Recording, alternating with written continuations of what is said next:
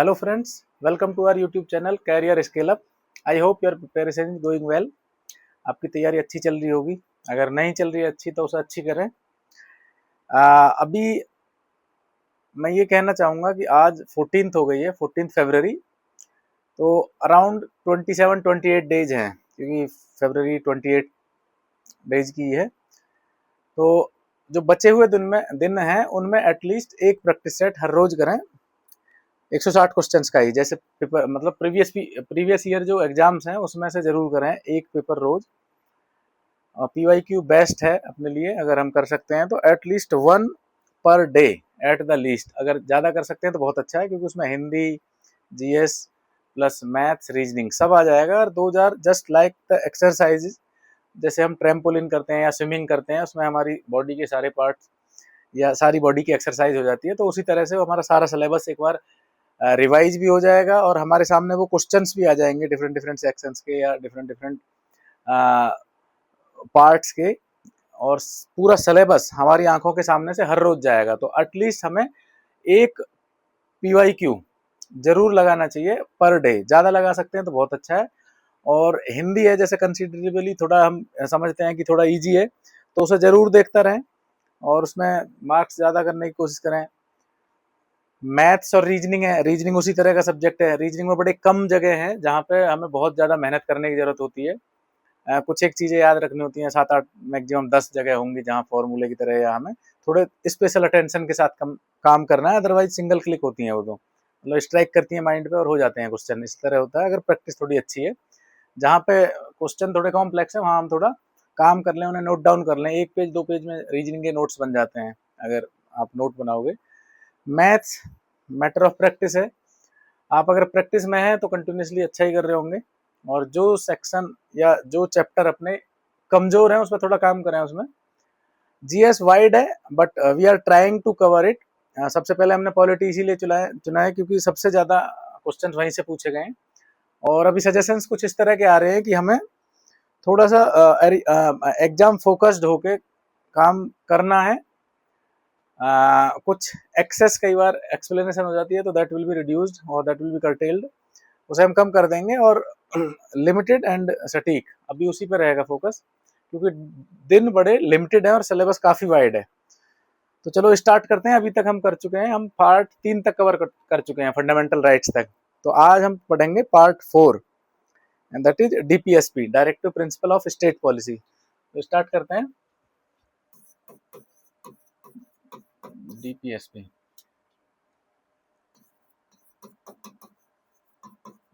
Directive principles of state policy. राज्य के नीति निदेशक तत्व.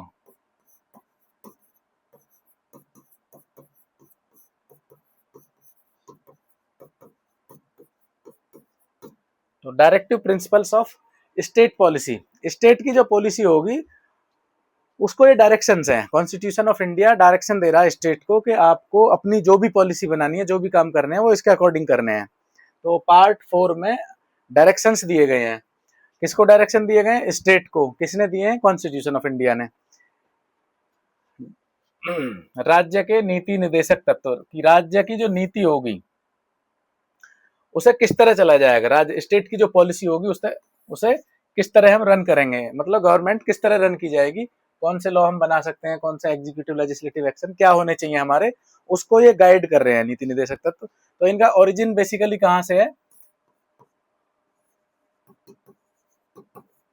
ओरिजिन वर्ल्ड में पहला नेशन है स्पेन, जहां पे उन्होंने सबसे पहले रिटन में DPSP को इंट्रोड्यूस किया अपने कॉन्स्टिट्यूशन में. उसके बाद स्पेन से लिए थे आयरलैंड ने, और आयरलैंड से लिए हमने इंडिया ने. तो origin basically traced in Spain, कि स्पेन ने चालू किया था सबसे पहले अपने कॉन्स्टिट्यूशन में डॉक्यूमेंट किया. उसके बाद आयरलैंड ने स्पेन से लिए और आयरलैंड से इंडिया ने. तो आयरलैंड में इनको क्या बोलते हैं? Directive principle of state policy की जगह बोलते हैं सोशल पॉलिसी. स्टेट की जगह खाली सोशल वर्ड यूज करते हैं वहां. Directive principle of social policy, और हम स्टेट पॉलिसी बोलते हैं directive principle of state policy. Social policy उन्होंने बोलता है, तो डॉक्टर अंबेडकर ने बोला है कि कॉन्स्टिट्यूशन के बारे में कि ये एक सोशल डॉक्यूमेंट है, social document written in legal language.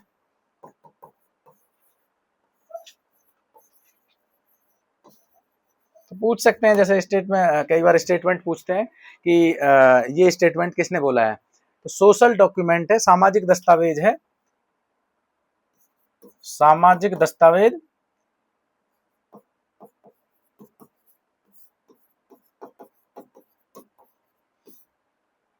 कौन सी भाषा में, लीगल लैंग्वेज में, कानूनी भाषा में।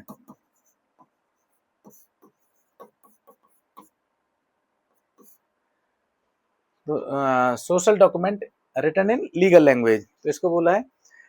फिर इंडिया में जो पहले हमारा 1950 तक, 1946 से 1950 के बीच भी, और 1935 से 50 तक ही मान सकते हैं, हमारा जो गवर्नमेंट रन की थी वो की थी गवर्नमेंट ऑफ इंडिया एक्ट 1935 से। तो 1935 जीओआई 1935 में भी इसके ट्रेसेज हैं, गवर्नमेंट ऑफ इंडिया एक्ट 1935। एक सजेशन ये आया था कि थोड़ा हिंदी यूज करें, तो बाइलिंगुअल रहेगा, हिंदी में हर जगह यूज कर दूंगा, तो that will not be a barrier at all. Government of India act 1935 में डीपीएसपी थे, उनको क्या बोलते थे वहां, इनको बोलते थे इंस्ट्रूमेंट ऑफ इंस्ट्रक्शंस, इंस्ट्रक्शंस।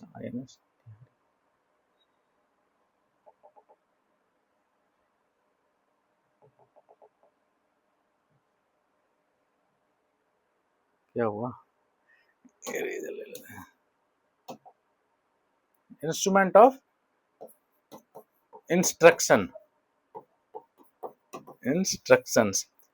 क्या है ये, instrument of instructions.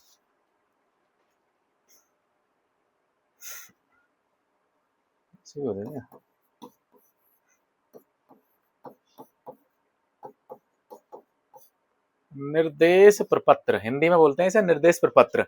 Instruments of instruction जो गवर्नमेंट ऑफ इंडिया 1935 में था, उसे बोलते हैं निर्देश पत्र। तो उसमें भी थे ये, बट अलग नाम से जाने जाते थे। नीति निर्देशक तत्व से ना जान के हम उसे निर्देश प्रपत्र थे, बेसिकली राज्य के लिए ही थे।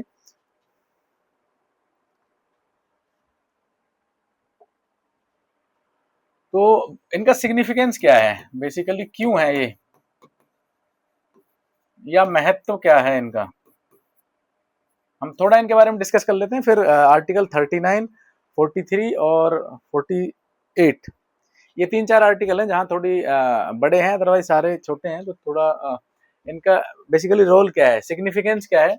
नंबर 1 है गाइड टू स्टेट, स्टेट के लिए गाइड है, राज्य के लिए गाइड का काम करते हैं, मतलब मार्गदर्शन का काम करते हैं, गाइड का काम करते हैं। सेकंड क्या है, फंडामेंटल इन गवर्नेंस,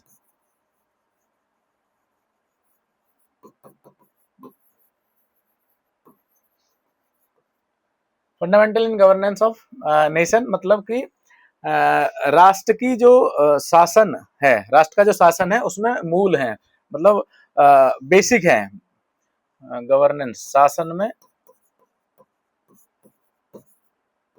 मूल है या मौलिक है। और हम बात कर रहे थे प्रीएम्बल में कुछ एम्स एंड ऑब्जेक्टिव्स की, कुछ गोल अचीव करने की। हमने प्रीएम्बल में बात करी थी कि हम भारत के लोग भारत के समस्त नागरिकों को न्याय, स्वतंत्रता और समता दिलाने के लिए तथा उन सब में व्यक्ति की गरिमा, राष्ट्र की एकता और अखंडता सुनिश्चित करने वाली बंधुता बढ़ाने के लिए ये संविधान अंगीकृत, अधिनियमित और आत्मार्पित करते हैं। जहां हमने केवल पर्सन्स के बारे में बात की, इंडियन स्टेट की नेचर क्या है वो हम छोड़ दिया है, केवल हम नागरिकों की बात कर रहे हैं कि नागरिकों को, हाँ ये अभी बात करेंगे हम कि ये नागरिकों के लिए है। तो यहाँ पे जो प्रियम्बल में हमारे एम्स थे या जो गोल्स थे, goals to achieve goals in preamble,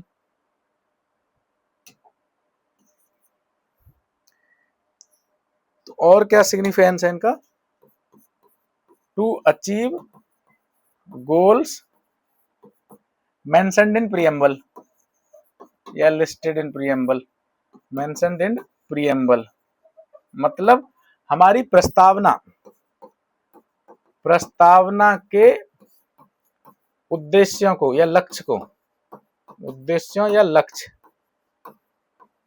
को टू अचीव प्राप्त करना, मतलब हम डीपीएसपी के थ्रू क्या रहे हैं हम, टू अचीव आवर ऑब्जेक्टिव्स या गोल्स, जो हमने हमारे जो लक्ष्य है, प्रियम्बल में हमने बोले थे कि कॉन्स्टिट्यूशन से हम क्या चाह रहे हैं, तो कॉन्स्टिट्यूशन से हम कैसे चाह रहे हैं, प्रियम्बल में हमने मेंशन कर दिया कि ये हमारा कॉन्स्टिट्यूशन से रिक्वायरमेंट है, और उसके बाद हम बता रहे हैं पॉलिसी, मतलब गवर्नमेंट को डायरेक्ट कर रहे हैं पॉलिसी के थ्रू कि आप इस तरह पॉलिसी में अपनी में ये एलिमेंट डालो, फंडामेंटल राइट सिटीजन, ये भी लिख लेते हैं, फंडामेंटल राइट्स को सिटीजन्स को दिए हैं एक्सक्लूसिवली, और यहाँ ये कम्युनिटी को है, तो दोनों में फंडामेंटल राइट्स और डीपीएसपी में अंतर क्या है कि वो इंडिविजुअल सेंट्रिक है, फंडामेंटल राइट एक आदमी के लिए है, हर आदमी क्लेम कर सकता है, जबकि डीपीएसपी ये पूरी कम्युनिटी के लिए है, पूरे समुदाय के लिए है, पूरे समाज के लिए है, वो उसमें देख लेंगे जहां डिफरेंस देखेंगे हम दोनों में। और फोर्थ कह सकते हैं ये वेलफेयर मेजर्स हैं या वेलफेयर स्टेट की हमने संकल्पना की है। वेलफेयर मीन्स कल्याणकारी राज्य, कल्याणकारी राज्य, कल्याणकारी राज्य की हमने कल्पना करी है। बस आजकल क्या हो रहा है, कल्याणकारी की जगह अब हम बोलने लगे हैं, क्रिटिक्स बोलते हैं बेसिकली कि वेलफेयर स्टेट से हम कन्वर्ट हो गए हैं पॉपुलिस्ट स्टेट में, और एक हद तक ये ठीक भी है बात कि पॉपुलिस्ट स्टेट मतलब पब्लिक को जो चाहिए वो दे दो, कल्याणकारी राज्य से पब्लिक को इंस्टेंटली जो चाहिए वो दे दे। जैसे कि जब इलेक्शन होते हैं, इलेक्शन के टाइम जनरली आपने देखा होगा कि गवर्नमेंट मतलब अलग अलग पार्टी अपने अलग अलग मैनिफेस्टो जारी करती हैं और अलग अलग उसमें अपने वादे करते हैं, बेसिकली प्रॉमिस करते हैं, जैसे कि क्या दे देंगे, लोन वेव कर देंगे, तो ये पॉपुलिस्ट स्कीम है, लोन वेवर, लोन वेवर मतलब ऋण माफी या कर्ज माफी।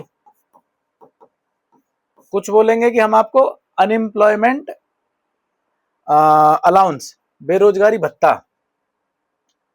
अनएम्प्लॉयमेंट अलाउंस दे देंगे या बेरोजगारी भत्ता,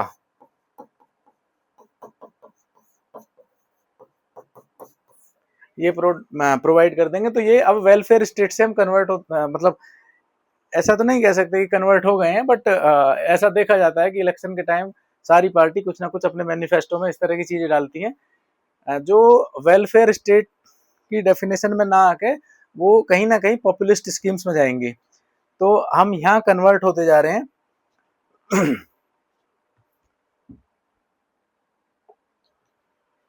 तो ये इनका सिग्निफिकेंस मतलब महत्व है या प्रॉपर्टीज है। बाकी डीपीएसपी और फंडामेंटल राइट थोड़ा देख लेते हैं, उसके बाद हम चलते हैं डीपीएसपी क्या है। डीपीएसपी में परेशानी नहीं होगी, राज्य के नीति निर्देशक तत्व तो बार बार ना बोल के हम शॉर्ट में डीपीएसपी बोल रहे हैं। हिंदी में भी अगर इसे तो अंग्रेजी लिख लेंगे तो ज्यादा ठीक रहेगा, लिखने में थोड़ा शॉर्ट है और कन्वीनियंट भी है बोलने में। डीपीएसपी वर्सेज फंडामेंटल राइट्स, तो ये थोड़ी देर के लिए देख लेते हैं, फिर हम आगे बढ़ेंगे, समझ में आ जाएंगे। डीपीएसपी क्या है, ये पॉजिटिव ऑब्लिगेशन है, मतलब पॉजिटिव दिशा निर्देश, ये बोलते हैं राज्य से कि राज्य आप मेरे सिटीजन्स के लिए ऐसा करो, ये करने के लिए बोलते हैं कुछ।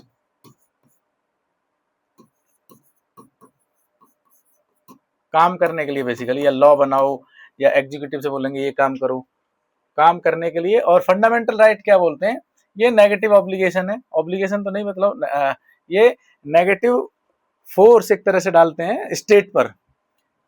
ये क्या बोलते हैं, ये मना करते हैं या ना करने की बात करते हैं।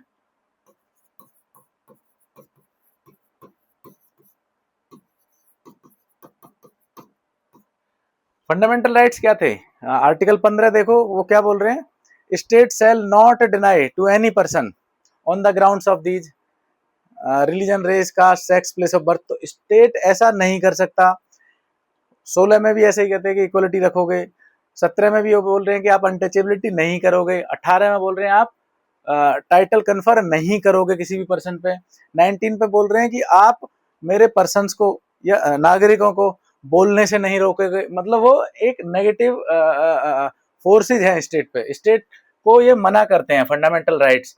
और डीपीएसपी क्या है? ये काम करने के लिए बोलते हैं। अभी हम देखेंगे, जैसे डीपीएसपी पढ़ेंगे, वो बोलेंगे कि सारे मजदूरों को बराबर वेतन दो, आदमी और औरत को दोनों को समान वेतन दो, या बात करेंगे कि ओल्ड एज में पेंशन दो, इंश्योरेंस दो, सोशल सिक्योरिटी दो। तो ये इस तरह की बात करेंगे। यहाँ पे बात करेंगे आप ये करो, यहाँ पे करेंगे आप ये ना करो फंडामेंटल राइट्स में। और ये जो है ये कम्युनिटी सेंट्रिक हैं।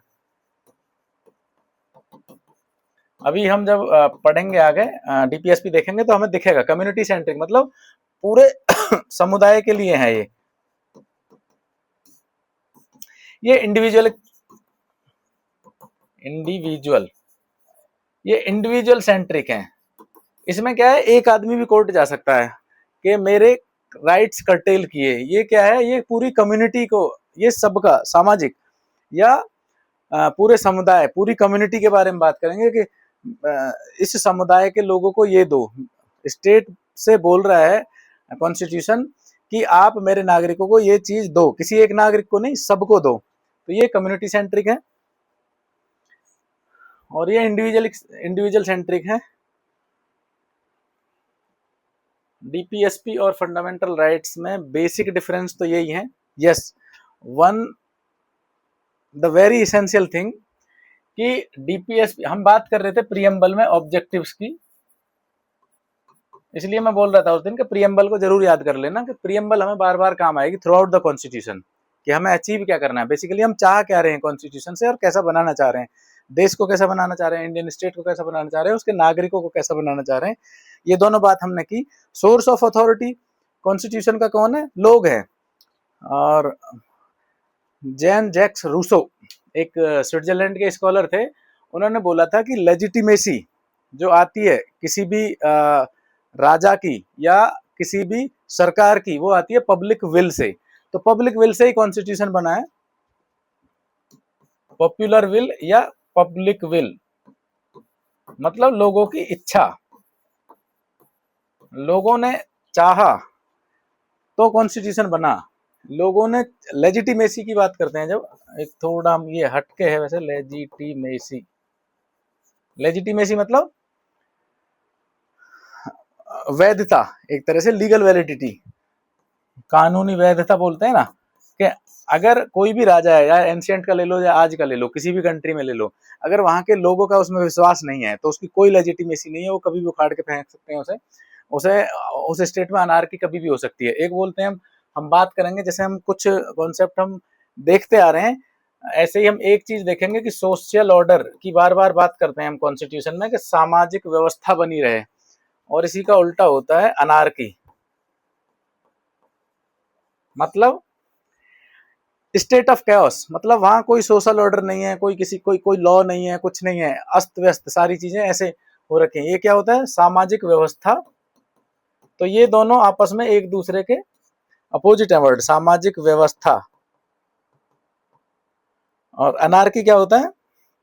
अस्त व्यस्त, वहां कोई लॉ एंड ऑर्डर नहीं है, कोई राजा नहीं है, कुछ नहीं है, मतलब लोगों का आपस में कोई विश्वास नहीं है, कोई भी किसी को मार रहा है, पीट रहा है, कुछ भी कर रहा है, मतलब no law and order, complete chaos. तो ये दोनों वर्ड आपस में एक दूसरे के अपोजिट हैं। जैसे हम कुछ देखते आ रहे हैं, due process of law, procedure establish by law, दोनों के अपोजिट तो नहीं है, बट दोनों में कुछ डिफरेंस है, यूनिटरी गवर्नमेंट और फेडरल गवर्नमेंट, वो देखे।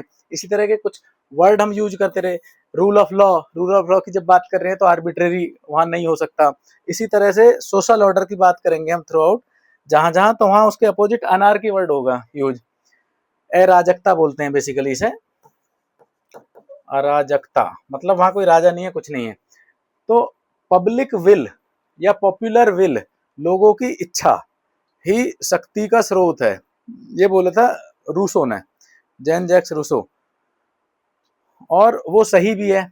हम अपने कॉन्स्टिट्यूशन को पावर किसने दी है कि कॉन्स्टिट्यूशन जो बोल रहा है वो मानना ही पड़ेगा, वो मैंडेट है। क्यों मानना पड़ेगा? क्योंकि लोगों ने कलेक्टिवली एक विल के थ्रू उसे बनाया है। तो दैट्स वाई हम बोलते हैं कि सोर्स ऑफ अथॉरिटी कौन है? कलेक्टिव विल, पीपल विल, लोगों की इच्छा। तो हम क्या बात कर रहे थे? यहाँ ऑब्लिगेशन की बात होगी। हाँ, प्रियम्बल में हमने एम्स दिए हैं कि हमें अचीव क्या करना है। कॉन्स्टिट्यूशन, हम ये रूल्स जो बनाए हैं, रूल्स, लॉ, रेगुलेशन जो भी हमने बनाया उसका कुछ मकसद है। वो मकसद क्या है वो हमने प्रियम्बल में मेंशन कर रखा है कि हमें ये चीजें अचीव करनी है through these rules by application of these law और एक्ट्स। तो फंडामेंटल राइट और डीपीएसपी कौन से उन एम्स को अचीव करने में हेल्प करते हैं, ये हम देखते हैं।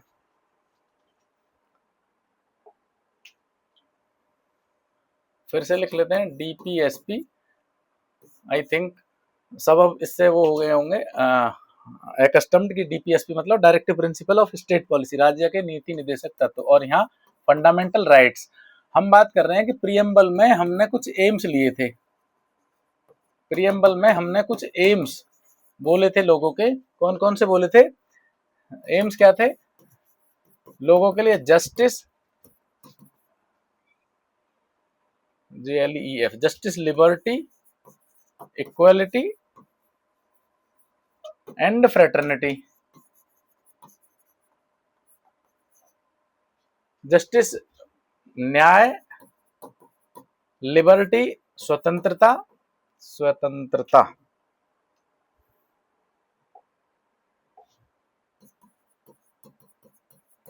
इक्वालिटी समानता या समता, और फ्रेटर्निटी बंधुता। बेसिकली ये हमें कॉन्स्टिट्यूशन के थ्रू हमने जो लॉ बनाए हैं उन सब का केवल एक ही मकसद है कि हम ये चीजें अचीव कर लें। हम जब ये चीजें अचीव कर लेंगे तो हमारी सोसाइटी जो एक सोशल ऑर्डर में रहेगी और एक वेलफेयर स्टेट बन सकती है और हम आपस में हार्मनी में रह सकते हैं। तो इनमें से कौन हेल्प करता है, फंडामेंटल राइट या डीपीएसपी? तो हम ये देखेंगे कि फंडामेंटल राइट्स, हम बात कर रहे थे कि स्टेट नागरिकों के ये राइट नहीं छीन सकता। क्यों नहीं छीन सकता? क्योंकि उन्हें लिबर्टी होनी चाहिए, उन्हें स्वतंत्रता होनी चाहिए, नागरिकों को स्वतंत्रता होनी चाहिए। वो स्वतंत्रता देने के लिए स्टेट को मना की है कि आप मेरे नागरिकों के ये राइट्स नहीं छीन सकते, आप मेरे नागरिकों को ये न्याय दो। अगर आप छीनते हो तो कोर्ट से बोलिए, कॉन्स्टिट्यूशन ने बोली है कि आप डायरेक्टली कोर्ट को अप्रोच कर सकते हो। अगर स्टेट आपकी लिबर्टी छीन रहा है तो आप directly you can approach to court, आप कोर्ट जा सकते हो डायरेक्ट। तो इसलिए जस्टिस की बात की, न्याय की बात की। तो फंडामेंटल राइट्स ये काम कर रहे हैं बेसिकली। जो प्रियम्बल में मेंशन है हमारी में, प्रियम्बल में जो एम्स थे हमारे, जो एस्पिरेशंस हैं हमारी कॉन्स्टिट्यूशन से, फंडामेंटल राइट्स उसे कर रहे हैं। मतलब उनका एप्लीकेशन, फंडामेंटल राइट्स का एप्लीकेशन पॉजिटिव है जस्टिस दिलाने के लिए और लिबर्टी अटेन कराने के लिए लोगों को। तो फिर ये डीपीएसपी क्यों डाले गए? डीपीएसपी भी वही बात करते हैं, अब हम जब पढ़ेंगे 38, 39, 40 तो नहीं, 41, 42, 43 बहुत सारे साथ साथ बताते रहेंगे। DPSP directive principle of state policy, राज्य के नीति निर्देश तत्व। तो बात करेंगे कि इक्वलिटी, लोगों को समान वेतन दो, चाहे वो औरत है या आदमी है, अगर उन्होंने एक जैसा काम किया है। लोगों को उनके बीच की जो इनइक्वलिटी है, असमानता है, उसको मिटाओ। तो डीपीएसपी के थ्रू हम इक्वलिटी अचीव करने की कोशिश कर रहे हैं और उन्हें फ्री लीगल एड, वो भी हमने ऐड किया है। 39A में हम देखेंगे कि अगर किसी के पास पैसे नहीं है तो ड्यू टू इकोनॉमिक नेसेसिटी उसको मना नहीं कर सकते कि आपको जस्टिस नहीं मिलेगा। तो फ्री लीगल एड की मतलब प्रोविजन किया हुआ है कॉन्स्टिट्यूशन में आर्टिकल 39A के थ्रू। तो डीपीएसपी भी वही बात कर रहे हैं कि हमें जो प्रियम्बल में हमारे एम्स एंड ऑब्जेक्टिव्स डिफाइन किए गए हैं उनको अचीव कराने की बात कर रहे हैं। फिर इनमें लड़ाई क्यों होती है आपस में? डीपीएसपी और फंडामेंटल राइट की पुरानी लड़ाई चली आ रही है 1950 इटसेल्फ, 1950 से जब से कॉन्स्टिट्यूशन फोर्स में आया तभी से दोनों में मतलब कन्फ्लिक्ट है। पहले कन्फ्लिक्ट ना देख के हम पहले आर्टिकल पढ़ लेते हैं, उसके बाद ये समझ लेंगे, ये तब ज्यादा अच्छे समझ में आ जाएंगे। बट इनमें मोटा मोटी हम ये देखेंगे कि डीपीएसपी और फंडामेंटल राइट्स यहाँ तो हमें दिख रहे हैं दोनों इन कंसोनेंस हैं, बट कहीं कहीं ऐसा जहाँ कंफ्लिक्ट है दोनों के बीच, मतलब एक चीज बोल रहा है, दूसरा दूसरी चीज बोल रहा है। जैसे याद होगी आपको 31A हमने अबॉलिश केवल इसीलिए किया कि 39B और 39C, आर्टिकल 31A। तो हम इस चीज से ये कंक्लूड कर सकते हैं कि फंडामेंटल राइट और डीपीएसपी दोनों का एम क्या है, एम दोनों का सेम है, एंड गोल दोनों का सेम है, to achieve objectives mentioned in the preamble. Preamble में, प्रस्तावना में जो हमारे एम्स हैं, जो लक्ष्य हैं, जो हमारे लक्ष्य मेंशन्ड हैं प्रियम्बल में, वो हमें अचीव करने हैं either by way of fundamental rights और डीपीएसपी। तो दोनों का एंड गोल तो सेम है। जब एंड गोल सेम है तो दोनों में लड़ाई नहीं होनी चाहिए, बट फिर भी होती है। और जब होगी दोनों के बीच तो कोर्ट ने टाइम टू टाइम इंटरप्रिटेशन किए हैं और पार्लियामेंट ने भी टाइम टू टाइम उन्हें आइदर रिवर्ट किया है या एक सर्टेन टाइम के बाद दोनों में एक कंसेंसस बना है, वो देखेंगे आगे। बस ये मैं बता देता हूँ, एक आर्टिकल 31, आर्टिकल 39B और C अभी थोड़ी देर में डिस्कस करेंगे क्या थे ये। गवर्नमेंट ने 1950 में लैंड सीलिंग एक्ट बनाया। लैंड सीलिंग मतलब लैंड आप एक सर्टेन, सीलिंग मतलब छत, एक लिमिट तक रख सकते हो, उसके बाहर नहीं। जैसे किसी आदमी के पास 1 बीघे जमीन भी नहीं है और किसी के पास 100 बीघे 100 हेक्टेयर है, उस तरह की थे, तो उनको एक लिमिट कर दिया था। आई थिंक 20 हेक्टेयर पर पर्सन कर सकते थे। तो गवर्नमेंट ने लैंड सीलिंग एक्ट बनाया। आर्टिकल 31 बोलता था यू कैन एक्वायर प्रॉपर्टी और यू कैन रिटेन प्रॉपर्टी, और ये फंडामेंटल राइट था। आर्टिकल 39B और C, 39B बोलता है, अभी हम देखेंगे कि डिस्ट्रीब्यूशन होना चाहिए जो रिसोर्सेज हैं, मटेरियल रिसोर्सेज हैं। और 39C बोलता है कंसंट्रेशन ऑफ वेल्थ नहीं होना चाहिए, कुछ आदमी के हाथों में नहीं होना चाहिए, या डेट्रीमेंट टू कॉमन गुड, मतलब पब्लिक समुदाय के लिए वो दिक्कत ना करे। अगर इकट्ठा हो रखा है तो ऐसा ना हो कि लोगों की भलाई ना करके वो उनके अगेंस्ट हो। तो आर्टिकल 31 बोल रहा है कि आप संपत्ति का अर्जन कर सकते हो। 39B बोलता कि बांट दो, स्टेट से संपत्ति को बांट दो। 39C बोल रहा है कि संपत्ति इकट्ठी ना हो। तो ये दोनों अपोजिट हो गए, तो इनके बीच फिर केस हुआ। 1950 में ही हो गया था। सबसे पहले हुआ था शंकरी प्रसाद केस, वो बाद में देख लेंगे। बट मैं ये बोलना चाह रहा था कि डीपीएसपी और एफआर, फंडामेंटल राइट, दोनों का एंड गोल जो है, दोनों के ऑब्जेक्टिव्स जो हैं वो सेम है। जो प्रीएम्बल में हमने मेंशन किए हैं अपने गोल्स, उन्हीं को अचीव करना है। बट समवेयर कहीं ना कहीं उनके बीच जब कन्फ्लिक्ट होता है तो कोर्ट के भी कुछ प्रोनाउंसमेंट हैं और कुछ हमारे आर्टिकल्स हैं, उनमें बोला गया कि अगर इस तरह की सिचुएशन फंसेगी तो ये प्रोमिनेंट करेगा, मतलब ये डोमिनेंस करेगा, या इसको वरीयता दी जाएगी, ये माना जाएगा। तो ये तो हो गया बेसिकली फंडामेंटल राइट्स। डीपीएसपी का बेसिक क्या है। अब हम डीपीएसपी देख लेते हैं, डीपीएसपी है क्या।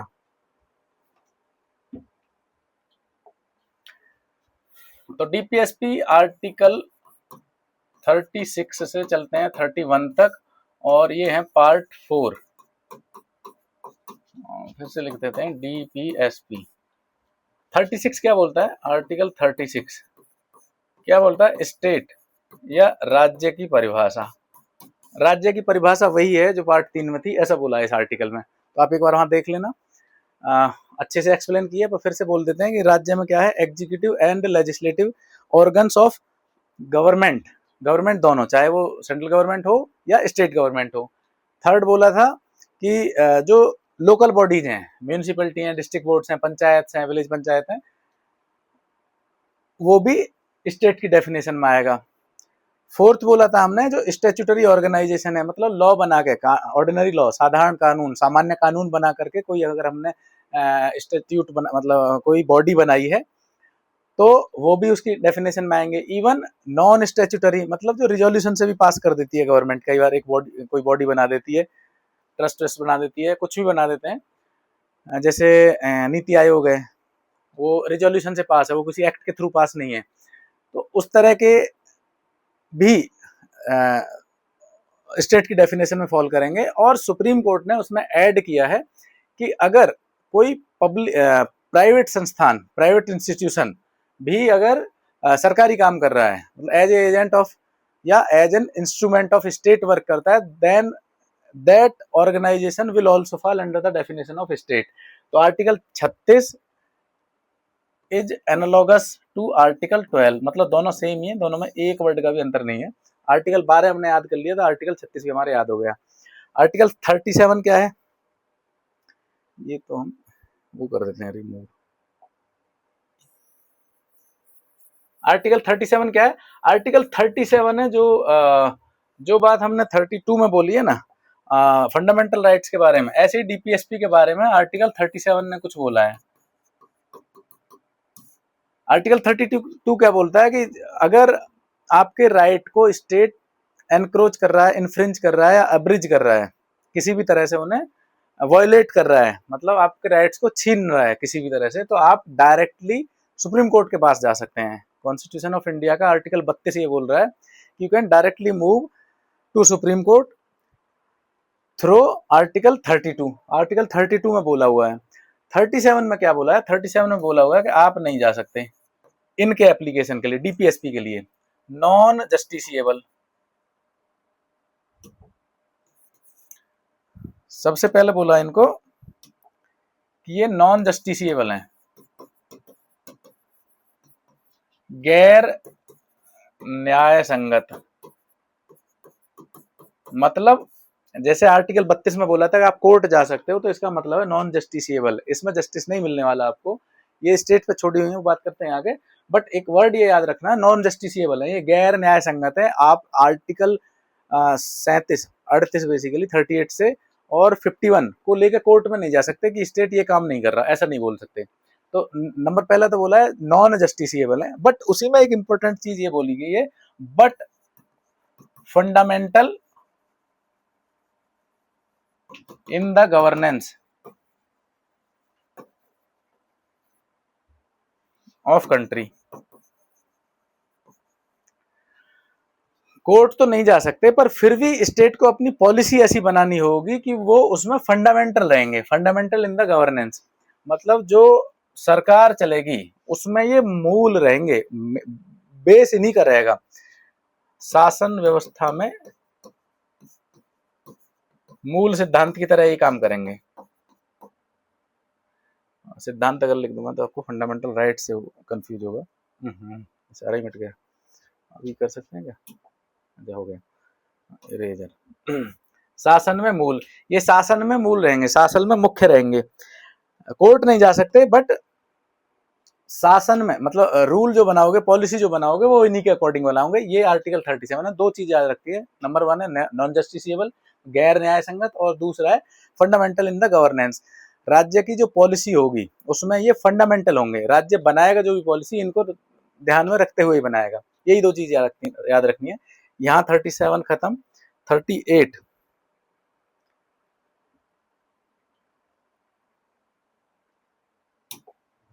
अच्छा सारे गए। आर्टिकल 38 क्या कहता है, 38 के दो पार्ट हैं। 38 में 1 में बोलते हैं कि social order, state to secure a social order, state एक ऐसा सोशल ऑर्डर, जो हम अभी बात कर रहे थे, एक सामाजिक व्यवस्था ऐसी बनाएगा जहां पर justice will be the Paramount. Social order बनाएगा जहां जस्टिस पैरामाउंट होगा। क्या याद रखना, एक ऐसी सामाजिक व्यवस्था स्टेट बनाएगा जहां पे न्याय सर्वोपरि होगा। आपको न्याय जरूर मिलना चाहिए, ऐसा एक सोशल ऑर्डर, ऐसा नहीं होना चाहिए कि आपकी बात कहीं सुनी नहीं जा रही, वो नहीं होना चाहिए। सामाजिक व्यवस्था, सोशल ऑर्डर इस तरह का होगा कि आपको न्याय जरूर मिले वहां पे, व्यवस्था में न्याय सर्वोपरि हो, न्याय संगत हो या सर्वोपरि हो।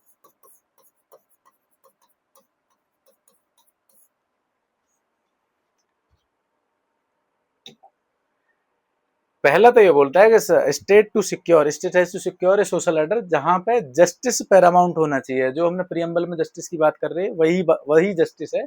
ये जस्टिस भी यही लिखा हुआ है कि सैप, SEP, social, economic and political, सामाजिक, आर्थिक एंड पॉलिटिकल, राजनीतिक, वो होना चाहिए।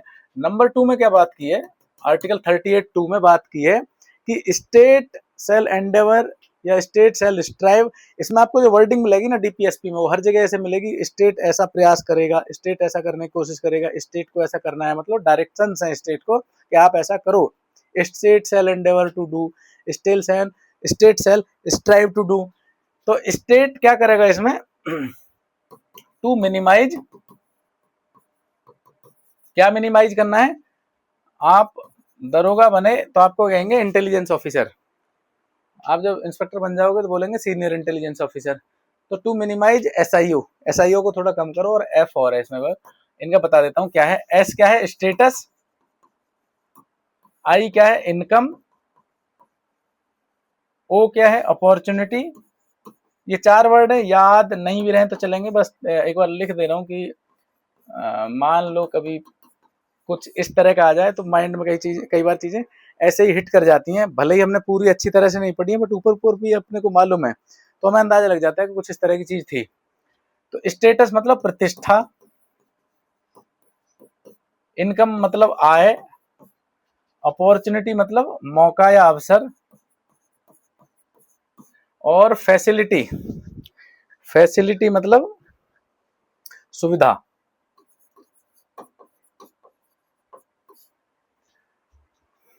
तो स्टेट को ये मिनिमाइज करनी है, to minimise in equality, in equality in, state को मिनिमाइज करनी है इनइक्वलिटी इन एसआईओएफ, मतलब मिनिमाइज माने कम करना, इनइक्वलिटी मीन्स समानता, असमानता, असमानता को कम करना है, असमानता कम करना, किस क्षेत्र में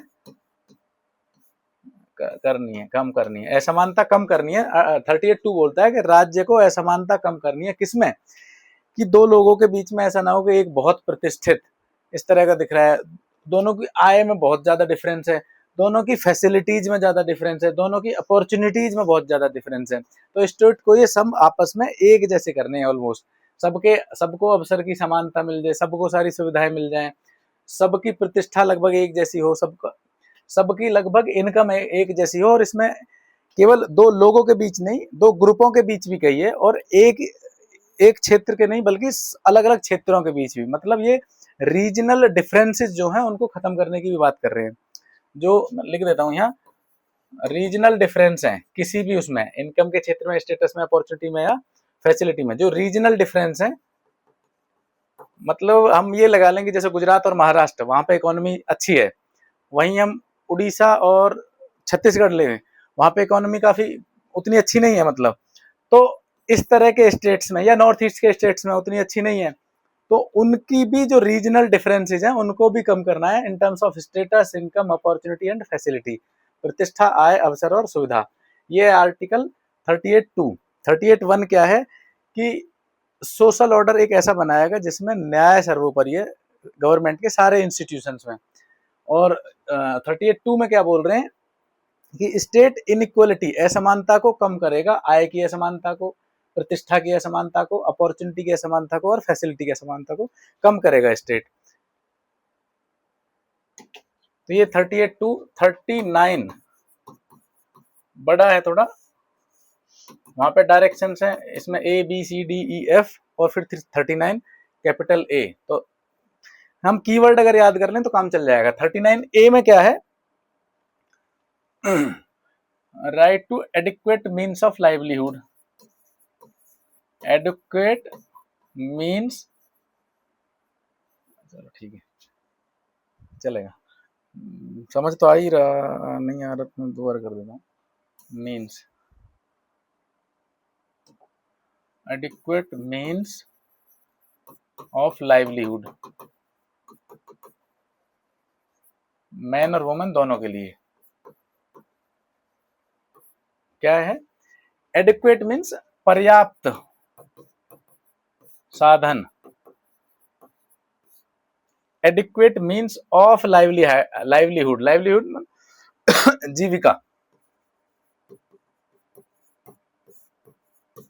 कि हर एक आदमी को, चाहे वो आदमी है या औरत है, मैन और वुमेन, उनको अपनी जीविका के पर्याप्त साधनों का अधिकार है। तो स्टेट इस तरह की मतलब एक स्टेट इस तरह का एंडेवर करेगा, प्रयास करेगा कि हर एक आदमी को ये दिला पाए कि जीविका के पर्याप्त साधन दिला पाए। बी क्या है, हम जो बात कर रहे थे 39 बी, बार बार बात कर रहे थे, बी में बोलते हैं कि distribution of material resources should be to the best of public good, ऐसे बोल सकते हैं कि डिस्ट्रीब्यूशन इस तरह से हो कि that serve to the common good. Distribution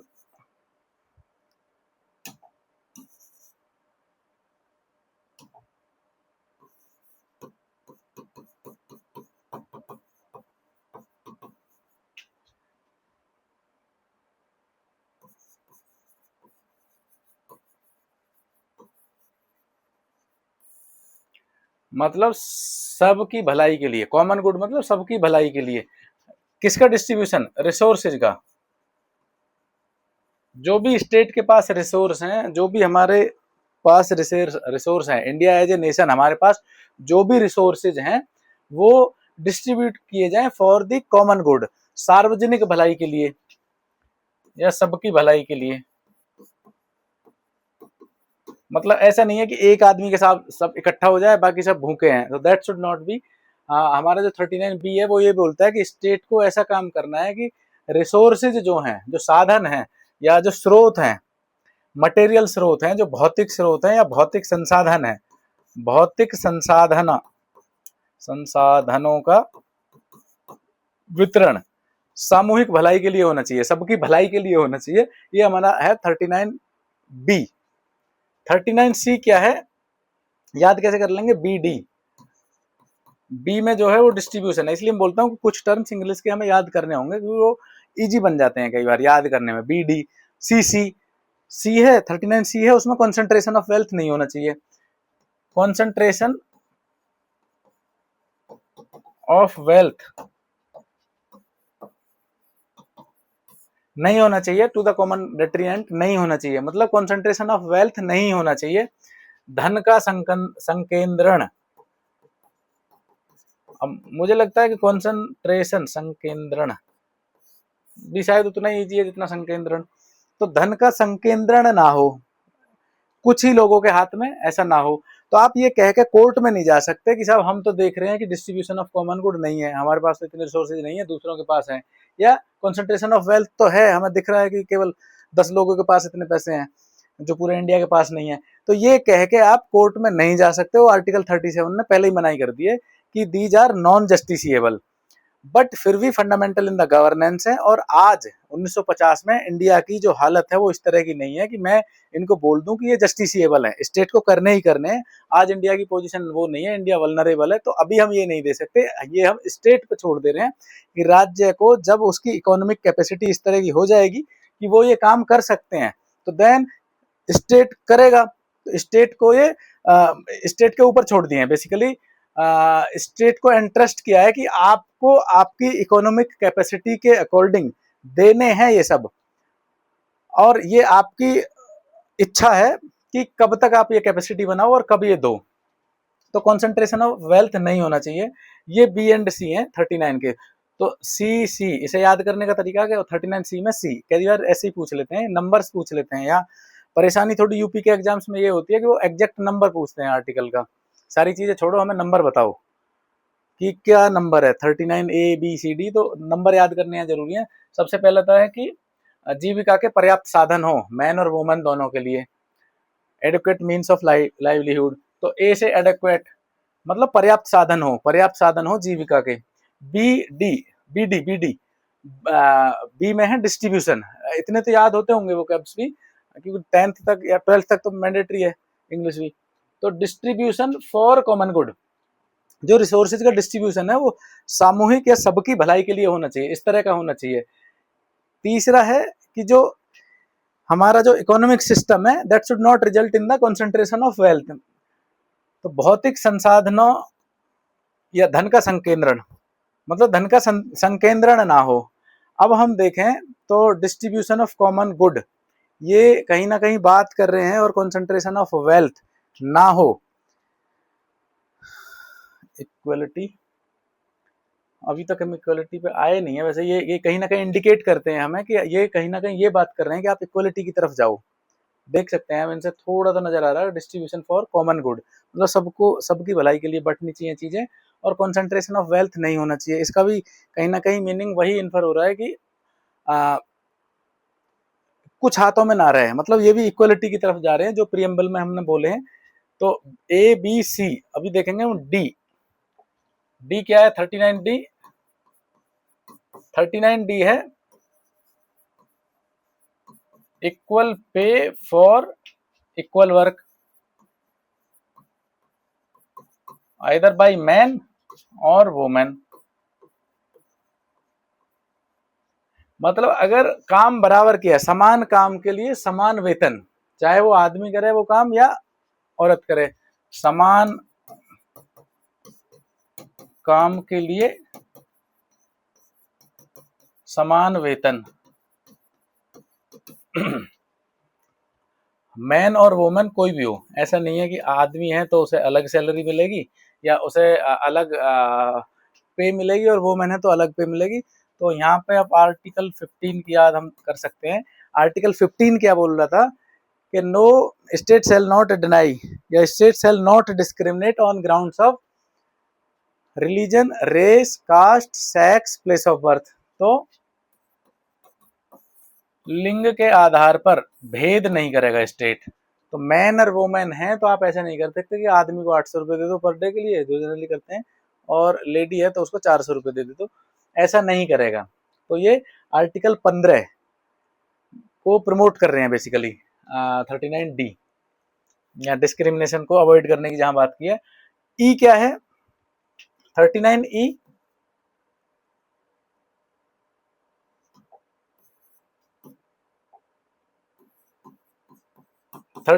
क्या है? ई है health and strength of workers और चिल्ड्रन। जो हेल्थ है, तो स्वास्थ्य और स्ट्रेंथ, उनकी शक्ति या बल, ऑफ वर्कर्स, वर्कर कोई भी हो सकता है, आदमी या औरत, और चिल्ड्रन, चिल्ड्रन की जो हेल्थ है और उनकी जो स्ट्रेंथ है, उसके शरीर में जो ताकत है, वो due to their economic necessity, उनको अपनी हेल्थ और स्ट्रेंथ के अगेंस्ट काम ना करना पड़े, ना ही वो किसी अनसूटेबल काम में जाएं। तो health and strength of workers के अगेंस्ट उन्हें, health and strength of workers या चिल्ड्रन शुड नॉट बी एब्यूज्ड। मतलब हेल्थ, स्वास्थ्य, ओहो तो वापस वो सारा देख, यहाँ लिख देते हैं, हेल्थ मीन स्वास्थ्य और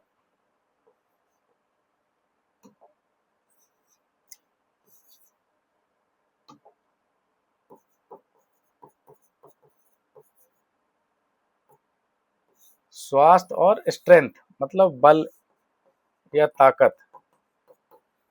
मान लो आदमी कमजोर है, बीमार हो रखा है, of worker should not be abused to do some unsuitable work. मतलब एक तरह से अगर कहें कि मैं बीमार हूं या उतना काम नहीं कर सकता हूँ, शरीर में उतनी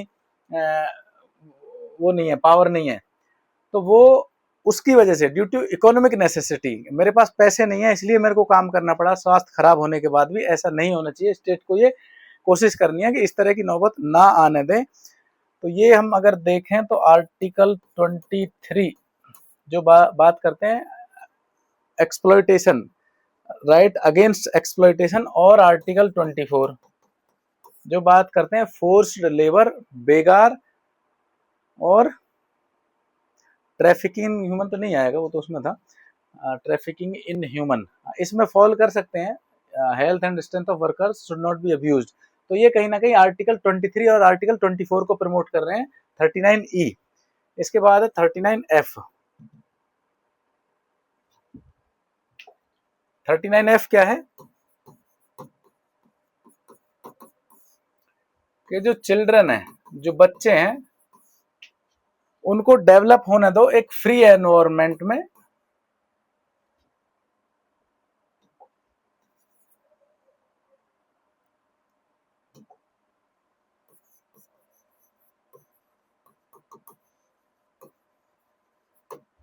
विदाउट एक्सप्लॉइटेशन। क्या हो रहा है इधर?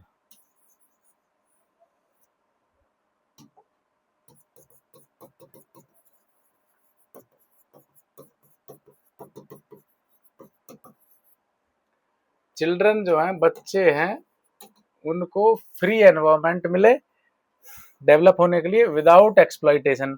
बगैर exploitation means exploitation, right against exploitation. अभी तो देखा था हमने, क्या बोलते हैं उसे, एक्सप्लॉइटेशन, शोषण, शोषण। ये बड़ा कॉमन वर्ड है शोषण, पर फिर भी स्ट्राइक नहीं कर रहा एक्सप्लॉइटेशन, क्योंकि यूसेज उसी तरह से क्या है, एक्सप्लॉइट, एक्सप्लॉइटेशन। तो बगैर शोषण के उनको फ्रीली वो करने दो, डेवलप होने दो। तो ये है आर्टिकल, बेसिकली अगर देखा जाए तो 24 ही है, क्योंकि 45 में तो 0 से 6 है। और कह सकते हैं कि आर्टिकल 21A, जहां राइट टू एजुकेशन की बात की है, या RTE, right to education act 2009, तो ये उनको प्रमोट कर रहा है। तो कहीं ना कहीं हम देख रहे हैं कि 13 ये जो हमारे DPSP हैं वो फंडामेंटल राइट्स को भी प्रमोट कर रहे हैं। तो हेयर 39 कंप्लीट्स। 39 के बाद आते हैं हम 40, मालूम होगा आपको, बहुत छोटा सा आर्टिकल है। ये आर्टिकल 40 क्या है, विलेज पंचायत।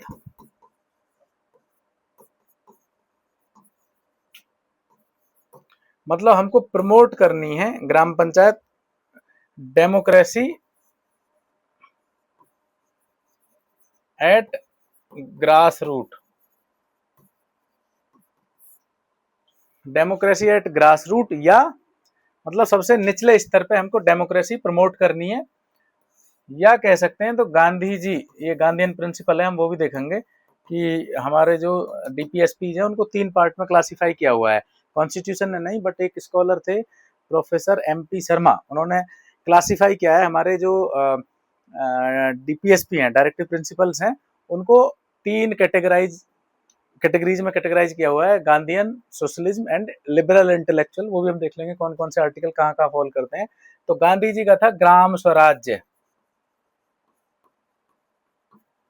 का कंसेप्ट, तो उसको प्रमोट करने के लिए कि स्टेट प्रमोट करेगा ग्राम स्वराज को, और इसी को बेस बना के आर्टिकल 243 में जो अमेंडमेंट किए थे, और ये शेड्यूल 11 और 12 जो बनाए हैं, बेसिकली 12 तो नहीं, 12 तो खैर विलेज से हो जाएगा, ये ग्राम है। तो शेड्यूल 11 इसी से रिलेटेड है, आर्टिकल 40 को फोर्स में लाए। इसके बाद है आर्टिकल 41। 41 में क्या है, आर्टिकल 41 बोलता है कि स्टेट करेगा राइट टू वर्क, एजुकेशन और public assistance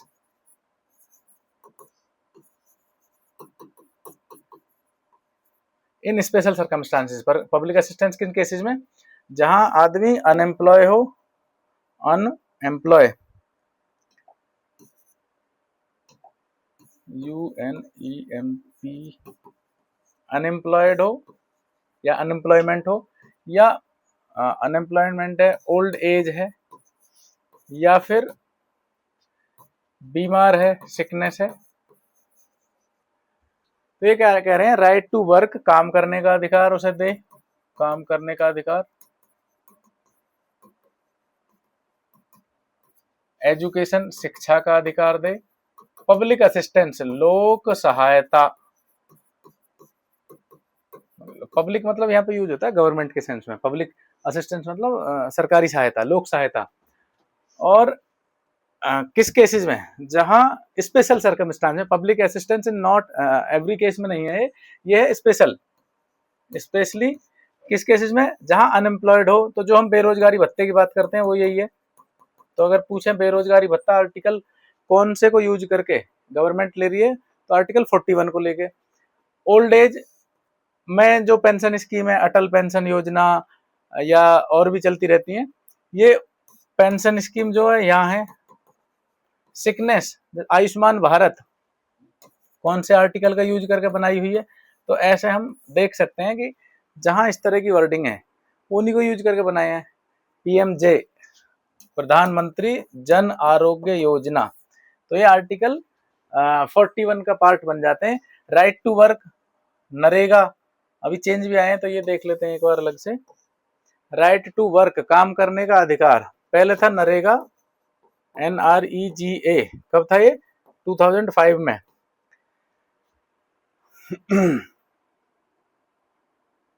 national rural employment guarantee act, NREGA को बना दिया MG नरेगा, महात्मा गांधी नरेगा, बस महात्मा गांधी जोड़ दिया था। ये कब किया? 2009 में। और अभी 2025 में और चेंज कर दिया। अभी क्या कर दिया इसका?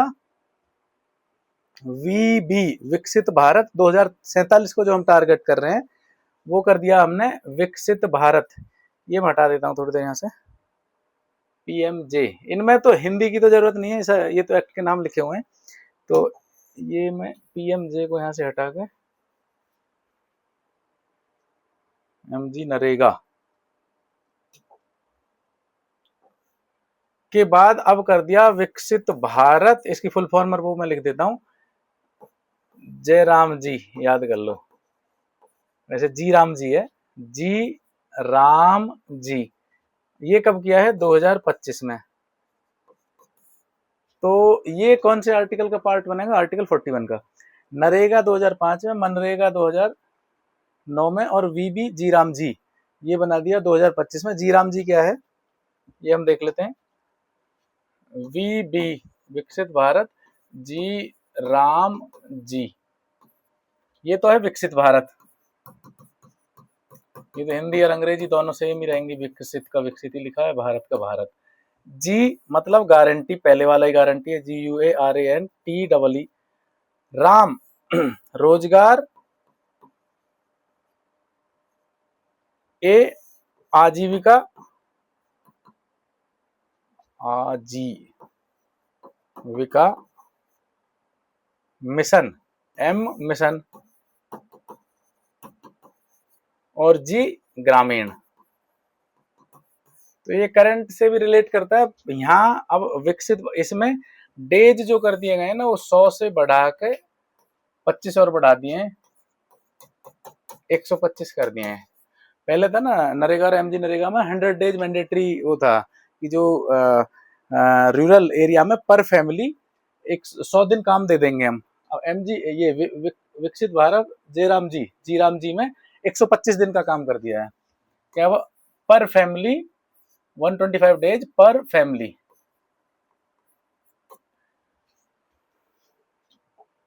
ठीक है, तो ये हमने अभी 2025 में किया, तो एक अलग से याद रख सकते हैं।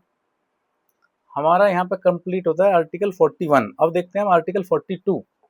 आर्टिकल 42 क्या है? आर्टिकल 42 कहता है just and humane condition,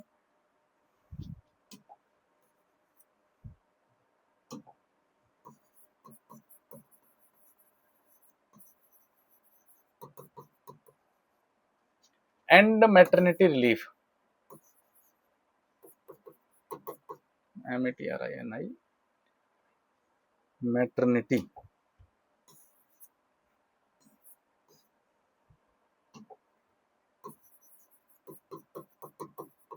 maternity relief,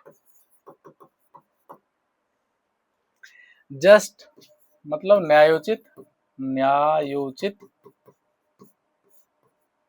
humane मतलब मानवीय, मतलब जो काम करने की जगह हो वो ऐसी होनी चाहिए जहां पे न्यायोचित थोड़ी लगे कि अच्छा है, मानवीय है। और maternity relief, and maternity relief, maternity relief मतलब प्रसूति सहायता।